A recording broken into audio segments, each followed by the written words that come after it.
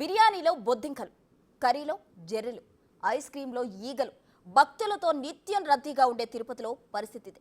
అక్కడ ఏ హోటల్ చూసినా, ఏ రెస్టారెంట్ చూసినా పరిస్థితి ఇంతకంటే ఘనంగా లేదని స్థానికులు చెప్తున్నారు. భక్తులతో కిటకిటలాడే తిరుపతిలో తీరు మారకపోతే భవిష్యత్ ప్రమాదకరంగా మారుతుందని ఆందోళనలు వ్యక్తమవుతున్నాయి.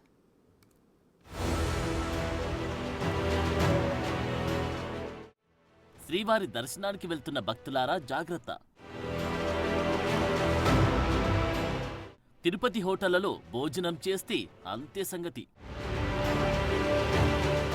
భయం పుట్టిస్తున్న స్పైసీ పారడైజ్ హోటల్ ఘటన. హోటల్ను సీజ్ చేసిన ఫుడ్ సేఫ్టీ అధికారులు. మిగిలిన వాటి పరిస్థితి ఏంటని ప్రశ్నిస్తున్న స్థానికులు.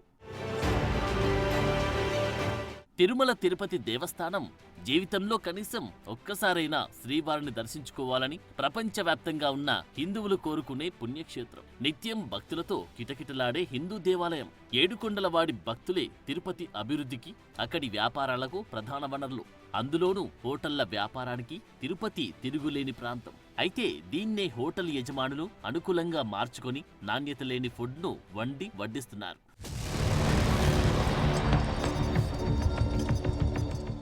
రీసెంట్ గా ఓ వ్యక్తి స్పైసీ పారడైజ్ హోటల్లో బకెట్ బిర్యానీని స్విగ్గీ ద్వారా ఆర్డర్ చేశారు. దీనికోసం ఏకంగా 1255 రూపాయలు చెల్లించాడు. ఆర్డర్ తీసుకుని ఓపెన్ చేసిన ఆ వ్యక్తి షాక్ అయ్యాడు. ఎందుకంటే ఆ బిర్యానీలో బొద్దింక ఉంది. వెంటనే హోటల్ నిర్వాహకులకు కాల్ చేసి అడిగితే వారి నుంచి నిర్లక్ష్యంగా సమాధానం వచ్చింది. దీంతో వినియోగదారుడు బిర్యానీలో బొద్దింక ఫోటోలు, వీడియోలు సోషల్ మీడియాలో పోస్ట్ చేశాడు. ఆ పోస్టులు సోషల్ మీడియాలో వైరల్ కావడంతో ఫుడ్ సేఫ్టీ అధికారులు రంగంలోకి దిగి స్పైసీ పారడైజ్ హోటల్లో తనిఖీలు చేశారు. వంటగదిలో బొద్దింకలు, చెత్త, భరించలేని స్మెల్ చూసి అధికారులు అవక్కయ్యారు. అంతేకాదు పాత్రలకి మూతల్లేవు. కోల్డ్ స్టోరేజీని సరైన పద్ధతి అమలు చేయడం లేదు. దీంతో అధికారులు హోటల్ను టెంపరరీగా సీజ్ చేశారు. నిబంధనలన్నీ పాటిస్తూ మార్పులు చేస్తే అప్పుడు తెరిచేందుకు అనుమతిస్తామని స్పష్టం చేశారు. అంతేకాదు అధికారులు అక్కడ ఆహార పదార్థాలు సేకరించి ల్యాబ్కు పంపించారు. రిపోర్ట్స్ వచ్చిన తర్వాత ఫలితాలను బట్టి మరిన్ని చర్యలు తీసుకుంటామని చెప్పారు.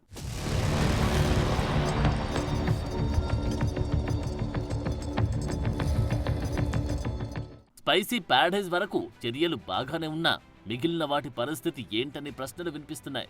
ఎందుకంటే తిరుపతిలోని ఈ తరహా వ్యవహారం స్పైసీ పారడైజ్కే పరిమితం కాలేదు. దాదాపు అన్ని హోటళ్లు, రెస్టారెంట్లు కూడా నాణ్యత లేని ఫుడ్ పెడుతూ ధరల నియంత్రణ పాటించడం లేదని అంటున్నారు స్థానికులు. శ్రీవారి దయ వలన హోటళ్లకు గిరాకీ తగ్గదు.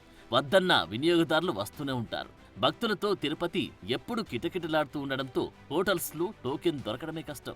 కాబట్టి మనం ఏం పెడితే అది తింటారులే అని నిర్వాహకులు భావిస్తున్నారనే విమర్శలు బలంగా వినిపిస్తున్నాయి. పైగా ఎక్కడి నుంచో భక్తులు వస్తారు. ఫుడ్ సరిగా లేదని ఫిర్యాదు చేసే ఛాన్స్ ఉండదని నిర్లక్ష్యంగా కూడా ఈ క్వాలిటీ లేని ఫుడ్కు కారణమని మరికొందరు అంటున్నారు. హైఫై హోటల్స్ నుంచి రోడ్డు పక్కన ఉన్న తోపుడు బల్ల వరకు అన్నీ ఈ విషయంలో పోటీ పడుతున్నాయని విమర్శలున్నాయి.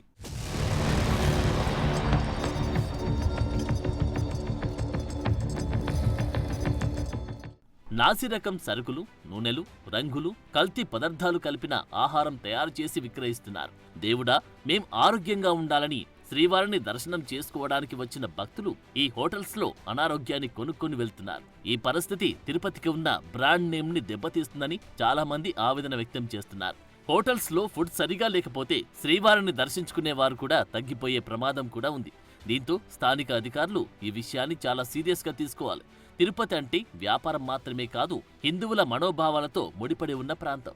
కాబట్టి చిన్న పొరపాటు జరిగినా భక్తుల్లో భయాందోళనలు పెరుగుతాయి.